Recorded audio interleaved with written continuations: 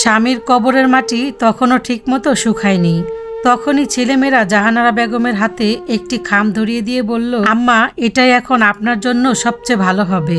কিন্তু সেই খামের ভিতরেই লুকিয়ে ছিল জাহানারা বেগমের এক নতুন রাজত্ব।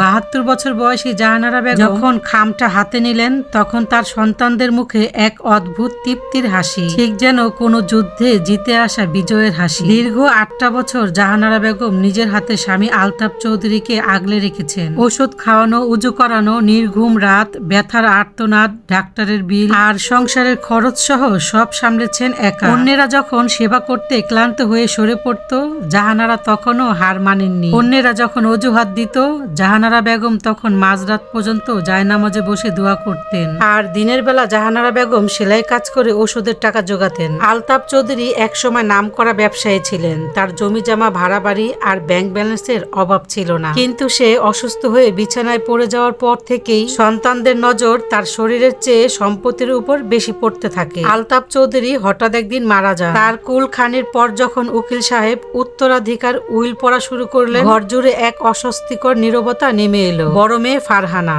সাদা সালোয়ার কামিজ পরে খুব সাবধানে শোকের অভিনয় করছিল।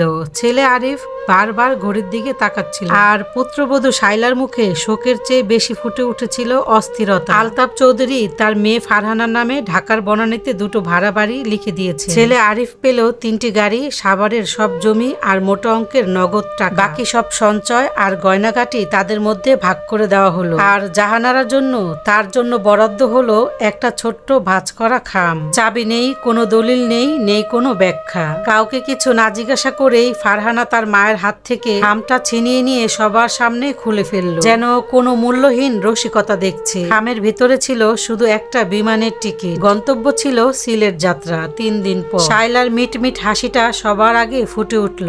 সে হালকা গলায় বলল, সিলেট খুব শান্তির জায়গা আম্মা, মাজার জিয়ারত করে আর সাথে চা বাগান দেখে আপনার সময় খুব ভালো কাটবে। জাহানারা বেগম একটু থমকে গেলেন। সে সবকিছু চুপচাপ শুনছিলেন। সে হালকা গলায় বলে উঠলেন, এই বয়সে ওইসব নির্জন জায়গায় ভালো। ছেলে মেয়ে আবার বলে উঠল, আমরা সব ব্যবস্থা করে দিয়েছি, ওখানে গিয়ে নিরিবিলি ইবাদত বন্দিগিরি করবেন। তার মেয়ে ফারহানা, সে হালকা গলায় বলল, মা, ওখানকার আবহাওয়া চমৎকার, এখানে একা একা এত বড় বাড়িতে থেকে কি করবেন? এই গল্পটা শুনে কি বুঝলেন?